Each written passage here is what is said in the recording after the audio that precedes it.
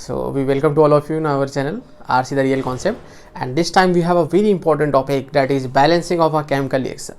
यदि हम बात करें आपके पास ये टॉपिक हमारे लिए इंपॉर्टेंट क्यों है, तो जैसे ही हम केमिस्ट्री स्टार्ट करते हैं, जैसे हम केमिस्ट्री में आते हैं 9th क्लास में, तो हमें ऑलमोस्ट वहाँ पर एक टर्म मिलती है केमिकल रिएक्शन.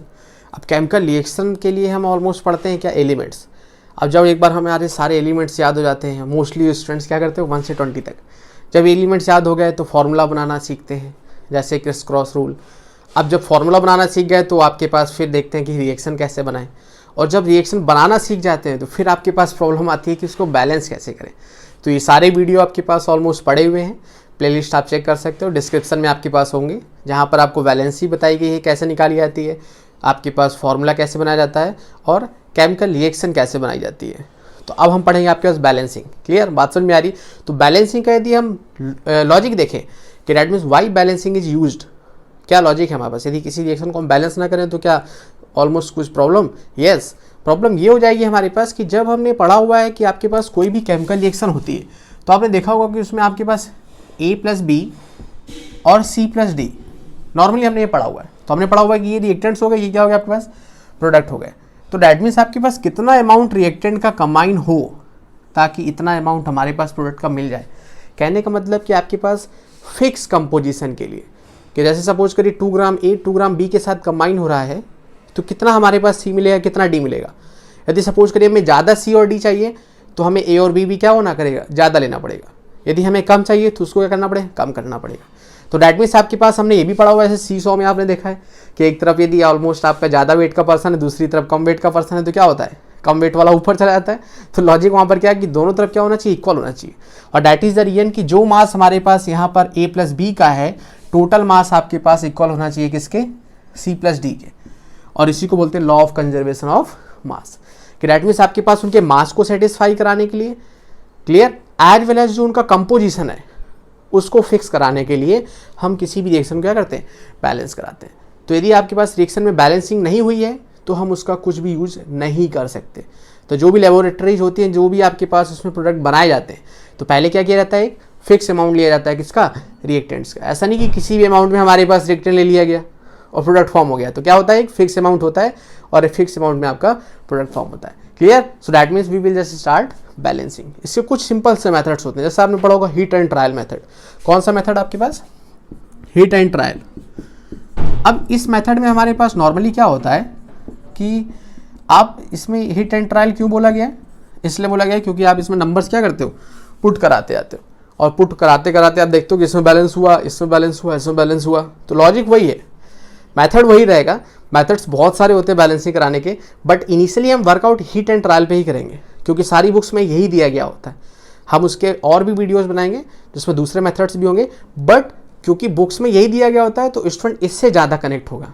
अब इसमें हम क्या करेक्शन कर सकते हैं, कैसे इसको हम और ईजी बना सकते हैं, so we will work on it. Okay, so that means first reaction will be, यदि हमने सपोज करिए पहली रिएक्शन ले लिया आपके पास H2+O2, और हमने आपको पढ़ाया हुआ है जब हमने फॉर्म की थी केमिकल रिएक्शन कि फॉर्म क्या होता है, H2. अब इसको हमें बैलेंस करना है. तो बैलेंसिंग के कुछ रूल्स हमारे पास देखिएगा कि बैलेंसिंग में सबसे पहला इंपॉर्टेंट रूल क्या होता है कि यदि नॉर्मल स्टूडेंट देखेगा जब वो पहली बार जाता है ऑलमोस्ट किसी रिएक्शन को बैलेंस करने के लिए, तो उसके माइंड में आता है कोई प्रॉब्लम नहीं है भाई, इसमें हम H2O2 कर दें, क्या दिक्कत है, बैलेंस होगी.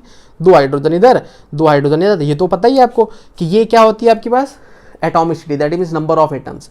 तो 2 एटम्स हाइड्रोजन के, 2 एटम्स ऑक्सीजन के, 2 एटम्स हाइड्रोजन और 1 एटम यहाँ पर ऑक्सीजन का था, तो भाई हमने यहाँ पर 2 कर दिया, बैलेंस हो गई. तो ये आपका है क्या, रॉन्ग मेथड. मतलब इसको हम क्या बोलते हैं, सबस्क्रिप्ट. जो आपका नीचे यूज किया जाता है वो सबस्क्रिप्ट होता है, जो ऊपर यूज किया जाता है वो आपका सुपरस्क्रिप्ट यूज किया जाता है. तो यहाँ पर कुछ रूल्स हैं जो हीट एंड ट्रायल अप्लाई करते समय देखने चाहिए. पहला, नो सबस्क्रिप्ट, कि मतलब आप किसी भी सबस्क्रिप्ट का यूज नहीं कर सकते, ये आपका रॉन्ग है. लॉजिक समझ में आ रहा है हमारे पास. दूसरा मेथड और माइंड में आता है आपके पास, नॉर्मली जब हम स्टूडेंट्स को पढ़ाते हैं तो वो ऐसे ही बैलेंस करके रख देते हैं, बोलते सर एक ऑक्सीजन इधर ऐड कर दो. आप कह रहे हो हम ये नहीं करेंगे, तो नहीं करेंगे हम, आपकी बात मान लेते हैं, हम ये कर देंगे, तो ये भी रॉन्ग हो गया. बात समझ में आ रही, मतलब आप ये भी नहीं कर सकते. तो क्या हो जाएगा यहाँ पर, नो एडिशन ऑफ एटम, कि मतलब आपके पास किसी भी एटम को आप ऐड नहीं कर सकते. लॉजिक समझ में आ रहा है. बोलो सर आप ये भी नहीं करने दे रहे हो, ये भी नहीं करने दे रहे हो, तो करें क्या हम. तो we have to only multiply. Only multiply. बात समझ में आ रही? सिर्फ और सिर्फ क्या करना है आपको? मल्टीप्लाई करना है। तो ये बेसिक रूल है हमारे पास 3 जो निकल के आते हैं। अब उसके बाद कहाँ कहाँ स्टेप्स में यूज होते हैं वो हम आपको बताएंगे। तो कहने का मतलब आपके पास पहला वाला ये भी रॉन्ग हो गया, ये भी रॉन्ग हो गया। So what we have to do, करना क्या है, हमें वर्कआउट करना है हाइड्रोजन पे। हाइड्रोजन कितना है यहाँ पर? 2 टाइम्स है। यहाँ पर कितना है? 2 टाइम्स है। सिंपल सा, लीव इट। यहाँ ऑक्सीजन आपने देखा 2 टाइम्स, यहाँ ऑक्सीजन कितना? 1 टाइम। तो डैट मीन्स आपको मल्टीप्लाई कराना है। और मल्टीप्लाई का लॉजिक समझिएगा, यहाँ पर ए, ये आपका बी, सी और डी। डैट मीन्स यहीं पर हम मल्टीप्लाई करा सकते हैं और कहीं पर मल्टीप्लाई हम नहीं करा सकते। तो डैट मीन्स आपके पास हमें यहाँ पर मल्टीप्लाई कराना है यदि ऑक्सीजन को बैलेंस कराना है। और क्योंकि ऑक्सीजन के 2 एटम्स यहाँ पर हैं तो यहाँ पर भी कितने होने चाहिए? 2 होने चाहिए। और that is the reason we will multiplied by 2। और जब यहाँ पर आपने 2 का मल्टीप्लाई करा दिया तो अब आप देख पा रहे हो कि हाइड्रोजन हमारे पास क्या हो गया? बैलेंस हो गया, अनबैलेंस हो गया। डैट मीन्स यहाँ पर 4 हाइड्रोजन हो गए। कैसे कि 2 एटम्स तो ऑलरेडी थे और ट्वाइस कर दिया आपने, तो कितना हो गया? 2 × 2 4। तो यहाँ पर आपके पास हाइड्रोजन कितना है? 2। तो यहाँ पर इसको बैलेंस कराने के लिए आपने क्या कर दिया? 2 का मल्टीप्लाई। तो लॉजिक समझ में आ रहा है आपके पास? लॉजिक क्लियर है? That means we have to multiply 1 by 1, no subscript, no addition of atom, only multiply. Logic समझ में आ रहा है? अब यहाँ पर आप देख सकते हो कि 4 hydrogen 2 oxygen as well as हमारे पास क्या हो गया? 4 हाइड्रोजन और 2 ऑक्सीजन। नेक्स्ट नंबर रिएक्शन पे यदि आप आते हो तो देखिएगा जरा हमारे पास, हम इसमें प्रैक्टिस करेंगे। हर एक रिएक्शन में कुछ ना कुछ आपको एक नई चीज़ मिल रही होगी। अब ऐसे लिखा हुआ है, क्लियर? लॉजिक समझ में आ रहा है? So what we have say you told you 1 by 1 we have to balance any reaction 1 by 1। That means आपने देखा यहाँ पर नाइट्रोजन कितना है? टेबल बनाने की आपको नीड नहीं है। आप यदि 1 by 1 का वर्कआउट करोगे तो आपको टेबल की कोई नीड नहीं पड़ेगी। लॉजिक समझ में आ रहा है? तो आप यहाँ पर क्या कर सकते हो, आपको दिखा यहाँ पर 2 नाइट्रोजन है और यहाँ पर बोला गया आपके पास 1 नाइट्रोजन है। सो डैट मीन्स आपने यहाँ पर बैलेंस कराने के लिए आपने क्या कर दिया? 2 का मल्टीप्लाई। और जब यहाँ पर 2 का मल्टीप्लाई आपने कर दिया तो आगे आ जाओ आप, इसको तो बैलेंस कर लिया आपने, क्लियर? अब आगे आ जाओ। तो हाइड्रोजन कितना है? 2। आफ्टर यहाँ पर आप देखो, हमने बताया आपको एटम्स कितने? 3। मल्टीप्लाई किससे हुआ? 2। तो लॉजिक समझिएगा आपके पास, ऐसा नहीं है कि 2 आपके पास सिर्फ और सिर्फ नाइट्रोजन को बैलेंस कर रहा है। 2 का मल्टीप्लाई आपके पास हाइड्रोजन में भी हो रहा है। तो whatever we will multiplied here that will be multiplied with all the atoms, सारे एटम्स के साथ मल्टीप्लाई होगा, clear? So that means hydrogen कितना हो गया? 6। और to balance hydrogen we will multiply here by 3। Logic समझ में आ रहा है हमारे पास?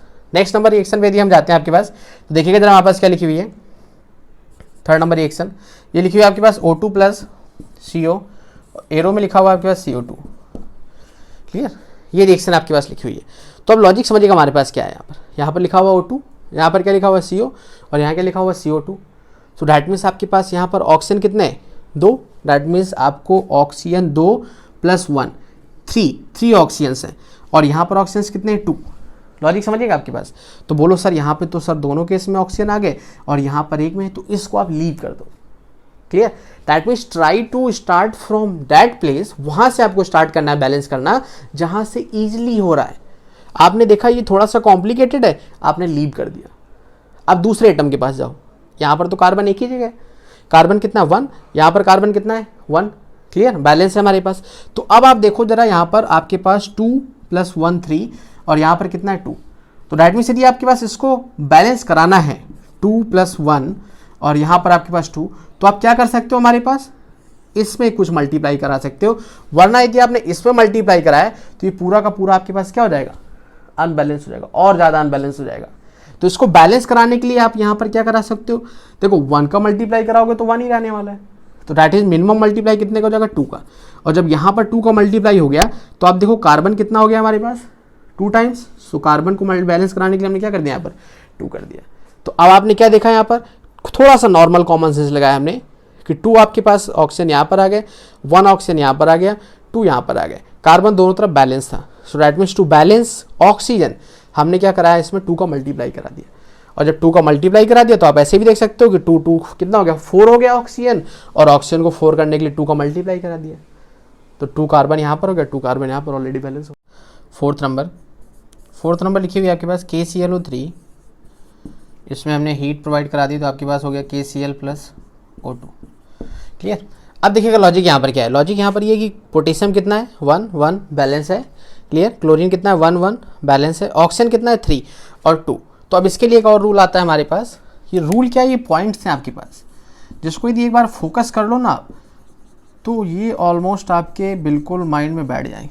क्रॉस मल्टीप्लाई, क्रॉस मल्टीप्लाई का मतलब समझिएगा, यहाँ पर ऑक्सीजन कितने हैं 3 और यहाँ पर ऑक्सीजन कितना है 2। तो जब ऐसी कंडीशन हो तो इसको मल्टीप्लाई कराने के लिए जो वैल्यू यहाँ पर है उसका मल्टीप्लाई यहाँ करा दो, और जो वैल्यू यहाँ पर है उसका मल्टीप्लाई आप यहाँ पर करा दो। बात समझ में आ रही है आपके पास? कहने का मतलब यहाँ 3 थे तो यहाँ पर 2 का मल्टीप्लाई, और यहाँ 2 थे तो यहाँ पर आपका 3 का मल्टीप्लाई। मतलब ये हो गया आपके पास 3O2 और ये हो गया आपके पास 2KClO3। और जब ऐसा किया आपने तो आप देखिए जरा, ऑक्सीजन 6 हो गया, ऑक्सीजन 6 हो गया, बैलेंस हो गया। पोटेशियम आपके पास यहाँ पर 2 हो गया, क्लोरीन 2 हो गया। तो पोटेशियम और क्लोरीन को बैलेंस कराने के लिए यहाँ पर आपने 2 का मल्टीप्लाई करा दिया। क्लियर?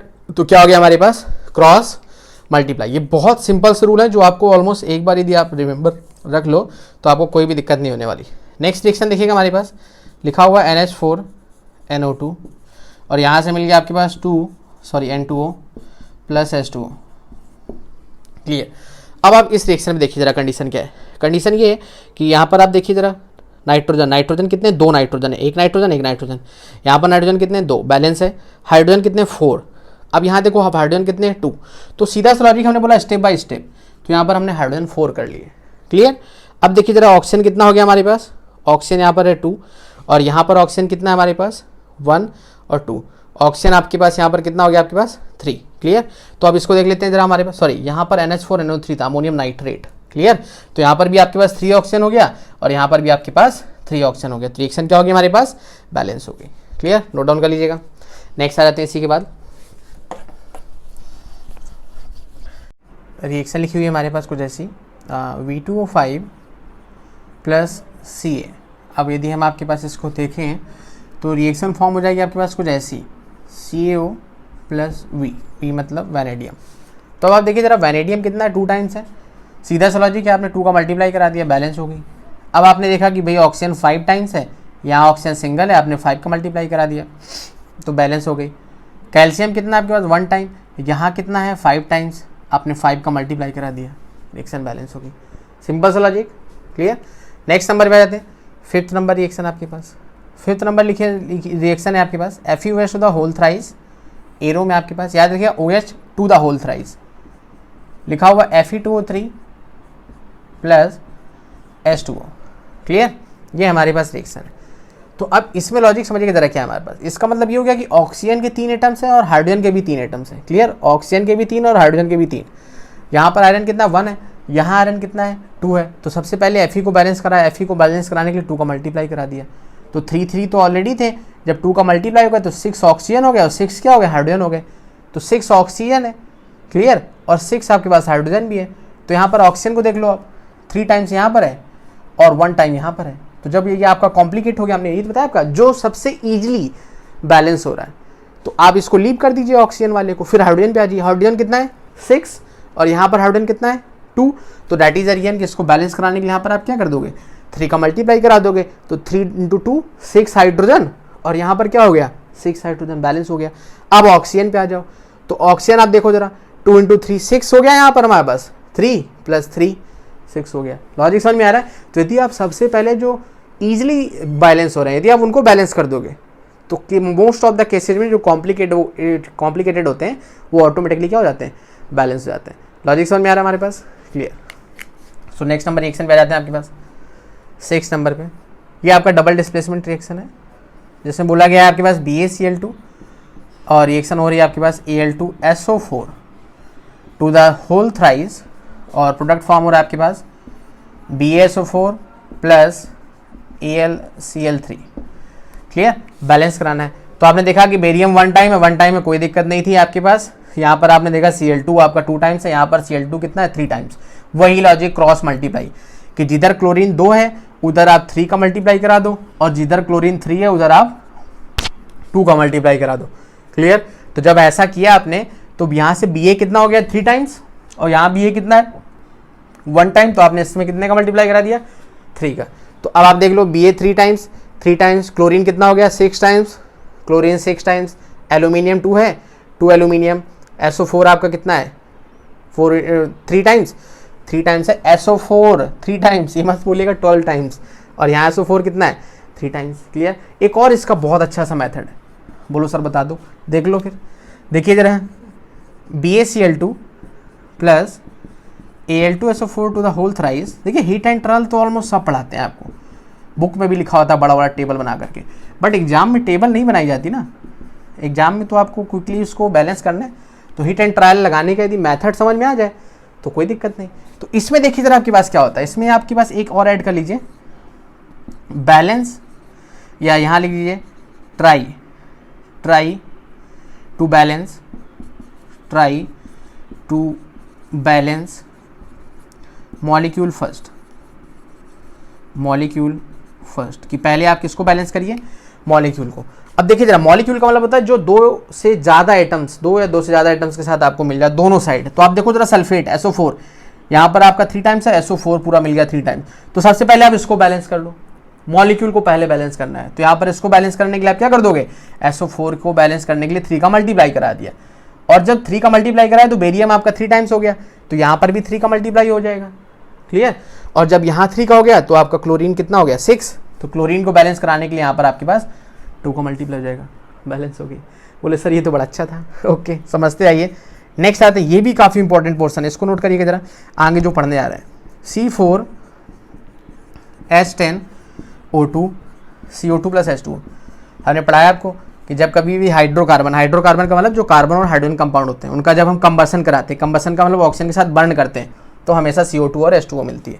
इसको बैलेंस कर लेते हैं। कार्बन कितना 4 टाइम्स, मैं सबसे पहले आँख मूंद करके बैलेंस कर दिया। हाइड्रोजन कितना 10 टाइम्स, आँख मूंद करके 5 का मल्टीप्लाई करा दिया। अब देखिए जरा, यहाँ पर आपका 2 टाइम्स ऑक्सीजन है, और यहाँ कितना 8 टाइम्स, ये कितना 5 टाइम्स, टोटल कितना 13 टाइम्स। क्लियर, बात समझ में आ रही है। अब जब ऐसी कंडीशन आ गई, 13 यहाँ पर 2 यहाँ पर, तो आप यहाँ पर मल्टीप्लाई करा देंगे कितने का, 13/2 का। बोलोगे सर ये कैसे, तो देख लीजिए हमारे पास यूज ऑफ फ्रैक्शन आगे इसकी कंडीशन है, but not in final equation, कि फाइनल इक्वेशन में इसका यूज नहीं करना है आपके पास। लॉजिक समझ में आ रहा है, फाइनल इक्वेशन में इसका यूज हमारे पास नहीं करना है। अब देखिए जरा, अपनी ऐसा किया क्यों आपने, यहाँ पर 13 ऑक्सीजन और यहाँ पर 2 ऑक्सीजन, तो मतलब यदि 13/2 को मल्टीप्लाई करा दोगे किसमें, 2 में, तो 2 से 2 कैंसिल आउट हो जाएगा, बचेगा क्या 13। बट हमें क्या पढ़ाया गया है कि जो स्टीचोमेट्री है, मतलब जो मल्टीप्लाई होता है बैलेंस कराने के लिए, उसको स्टीचोमेट्रिक बोलते हैं। क्लियर, 9th में पढ़ाया जाता है। तो वो जो स्टीचोमेट्री होता है आपके पास, वो कभी भी फ्रैक्शन में नहीं हो सकता। तो क्या दिक्कत है, फ्रैक्शन हटा दो इसका। फ्रैक्शन हटाने के लिए आप क्या करोगे कि पूरी रिएक्शन में आप 2 का मल्टीप्लाई करा दो, पूरी रिएक्शन में, ऐसा नहीं कि किसी पर्टिकुलर पार्ट में, हर एक रिएक्टेंट, हर एक प्रोडक्ट में 2 का मल्टीप्लाई हो जाएगा। और जब ऐसा होगा तो ये हो जाएगा 2 टाइम्स, इसका 2 हट जाएगा क्योंकि डिनोमिनेटर में था। यहाँ पर 4 की जगह क्या हो जाएगा 8, और यहाँ पर 5 की जगह क्या हो जाएगा 10। तो ये रिएक्शन आपकी बैलेंस हो गई। बात समझ में आ रही है हमारे पास, 8 ऑक्सीजन, 8 कार्बन, 20 आपके हाइड्रोजन, 20 हाइड्रोजन, 26। तो देखिए जरा, 16 + 10 26। लॉजिक समझ में आ रहा है। तो क्या लॉजिक है कि फ्रैक्शन का यूज आप कर सकते हो बैलेंस कराने के लिए, बशर्ते लास्ट में नहीं आना चाहिए। फाइनल इक्वेशन में उस फ्रैक्शन को हमें हटा के ही लिखना होता है। बात समझ में आ रही, हटा कैसे सकते हैं, जो डिनोमिनेटर में है उसका सब में मल्टीप्लाई करा दो, इसलिए स्टार लगाया था। Clear, okay. नेक्स्ट नंबर पे आ जाते हैं आपके पास, 8th नंबर पे लिखी हुई है हमारे पास रिएक्शन Fe + H2O, और ये आपके पास दे रहा है Fe3O4 plus hydrogen gas evolve हो रही है यहाँ पर। क्लियर, बैलेंस करना है। Fe आपका 1 टाइम है, यहाँ 3 टाइम्स है, मल्टीप्लाई करा दिया, बैलेंस हो गया आपका Fe। हाइड्रोजन 2 टाइम्स है, यहाँ 2 टाइम्स है, बैलेंस है। ऑक्सीजन यहाँ कितना है 1 टाइम, यहाँ कितना है 4 टाइम, तो यहाँ पे कितने का मल्टीप्लाई हो जाएगा 4 का, तो ऑक्सीजन भी 4 हो गया। और जब यहाँ ऑक्सीजन 4 हो गया तो अब हाइड्रोजन कितना हो गया 8, तो उसको बैलेंस कराने के लिए यहाँ पर भी कितना हो जाएगा हमारे पास 8। तो लॉजिक समझ में आ रहा है हमारे पास, लॉजिक बिल्कुल सिंपल सा, कि उसको बैलेंस कराने के लिए हमने यहाँ पर आपका मल्टीप्लाई करा दिया। क्लियर, सॉरी ये आपका ऑलमोस्ट 6 नंबर था आपका, ये तो हम भूल ही गए। 7th ये आपके पास हो गया 8, ऐसे ये हो गया आपके पास 9, ये हो गया आपके पास 10। अब आ जाते हैं आपके पास 11 नंबर पे। क्लियर, तो 11 नंबर 6 नंबर था या 5 नंबर था, जो भी था आप उसको कंफर्म कर लीजिएगा, लेकिन 4 नहीं था। क्लियर, आगे देख लेते हैं आपके पास। तो लिखा हुआ आपके पास PbNO3 to the whole twice, और प्लस इसकी रिएक्शन, या इसको लिख लेते हैं या एक और लिख लेते हैं आपके पास Pb3O4 प्लस HCl, एरो में आ जाता है आपके पास PbCl2 plus Cl2 plus H2O। Clear, इसको बैलेंस कराना। अब आप बोलो सर ये तो सर कॉम्प्लिकेट हो गया सर, इसमें तो सर 3 प्रोडक्ट आ गए, तो देख लो क्या दिक्कत है, कोई दिक्कत नहीं, बैलेंस फॉर्मूला वही करना है, वही फॉर्मूला। तो अब देखिए जरा, यहाँ पर 3 Pb है, यहाँ पर 1 Pb है था, आँख मूंद करके आपने इसको 3 टाइम्स कर दिया। अब आप देखो जरा, ऑक्सीजन 4 है, यहाँ ऑक्सीजन कितना है 1 है, तो आपने इधर 4 टाइम्स मल्टीप्लाई करा दिया बिना कुछ बोले। अब आपने जब ऐसा किया तो हाइड्रोजन पे आ जाओ, हाइड्रोजन कितना हो गया हमारे पास 8 टाइम्स, तो आपने बिना कुछ बोले यहाँ पर 8 का मल्टीप्लाई करा दिया हाइड्रोजन को बैलेंस कराने के लिए। अब आपके पास क्लोरीन बचा, तो क्लोरीन देख लो जरा, काउंट कर लो, बैलेंस तो नहीं हो गया कहीं। 8 टाइम्स क्लोरीन यहाँ पर है, और 3 × 2 6 टाइम्स, और 6 × 2 क्या हो गया 8 टाइम्स। तो ऑलरेडी क्लोरीन क्या हो चुका है, बैलेंस हो चुका है। लॉजिक समझ में आ रहा है? तो 3 प्रोडक्ट्स हो या कुछ भी हो, मैथड वही है क्या, 1/1। क्लियर? तो यही आपके पास रूल्स हैं जिनको आपको फोकस करना है, और ओवरऑल लास्ट में निकल के आता है क्या, 1/1। ये आपके पास है हाईलाइट, इसी को वर्कआउट करना है आपके पास। क्लियर? एक और अच्छी सी रिएक्शन लिख लेते हैं आपके पास। देखिएगा जरा, हमारे पास क्या रिएक्शन लिखी हुई थी, कॉपर प्लस, इसकी रिएक्शन हमने करा दिया आपके पास नाइट्रिक एसिड के साथ। तो यहाँ से फॉर्मूला आता है CuNO3 plus NO2 plus H2O। इसको बैलेंस कराना है, सीधा सा लॉजिक, कॉपर बैलेंस है दोनों तरफ, तो आप देख लो जरा, इसको बैलेंस करा लो।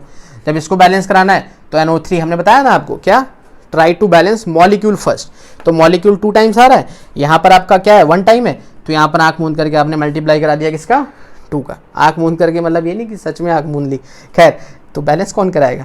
तो आप देखिए जरा, यहाँ पर क्या हो गया, NO3 बैलेंस हो गया, ये भी बैलेंस हो गया। अब यहाँ पर आपके पास हाइड्रोजन भी बैलेंस हो गया, लेकिन प्रॉब्लम मेन ये है कि नाइट्रोजन यहाँ पर 2 टाइम्स है, और नाइट्रोजन कितना है 2 टाइम्स और 1 टाइम्स। लॉजिक समझ में आ रहा है? तो ये इंपॉर्टेंट है आपके पास, इसलिए हमने इसको सबसे लास्ट में रखा हुआ है। तो अब इसमें लॉजिक समझिएगा जरा क्या है, कि यदि आप सपोज करो नाइट्रोजन बैलेंस कराने के लिए यहाँ पर मल्टीप्लाई कराते हो, तो नाइट्रोजन भी डिस्टर्ब होगा, ऑक्सीजन भी डिस्टर्ब होगा। यदि यहाँ पर मल्टीप्लाई कराते हो तो कॉपर भी होगा, नाइट्रोजन भी होगा, और ऑक्सीजन भी होगा।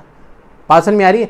तो मल्टीप्लाई उसमें कराया जाता है जहाँ से सबसे कम नंबर ऑफ एटम्स क्या हो, डिस्टर्ब। लॉजिक समझ में आ रहा है? जहाँ से सबसे कम नंबर ऑफ एटम्स डिस्टर्ब हो, और डेट इज अगेन किस में मल्टीप्लाई कराएंगे। तो आपके पास यहाँ पर क्या है 2 नाइट्रोजन है, और यहाँ पर 2 और 1 3 नाइट्रोजन है। तो सीधा सा लॉजिक है, नाइट्रोजन जब यहाँ पर आपके पास 2 टाइम्स है, और यहाँ 2 और 1 3 टाइम्स है, तो इधर आप मिनिमम 1 का मल्टीप्लाई तो करा दोगे तो वही आ जाएगा। तो मिनिमम मल्टीप्लाई कितने का करा सकते हो, 2 का। ऐसा कराने से नाइट्रोजन कितना हो गया 2 टाइम्स, तो ये हो गया 4, तो यहाँ पर कितने का मल्टीप्लाई हो जाएगा 4 का। तो नाइट्रोजन बैलेंस हो गया आपके पास। क्लियर? लॉजिक समझ में आ रहा है? अभी एक रिएक्शन करी थी हमने कि यहाँ पर आप इसको बैलेंस कराने के लिए 2 का मिनिमम मल्टीप्लाई कराओगे, 1 का कराने से तो कोई फर्क पड़ेगा ही नहीं ना। तो जब आपने 2 का कराया तो 4 नाइट्रोजन को बैलेंस कराने के लिए 4 का मल्टीप्लाई करा दिया। क्लियर? आगे हमारे पास हाइड्रोजन कितना हो गया 4 हो गया, तो हाइड्रोजन को बैलेंस कराने के लिए 2 का मल्टीप्लाई करा दिया। अब आप देख लो जरा, कॉपर कितना है 1 टाइम्स, हाइड्रोजन कितना है 4 टाइम्स, नाइट्रोजन कितना है 2 2 4 टाइम्स, ऑक्सीजन कितना हो गया 12, मतलब यहाँ से 2 × 3 6, और 6 4 10 2 12, बैलेंस हो गई। क्लियर?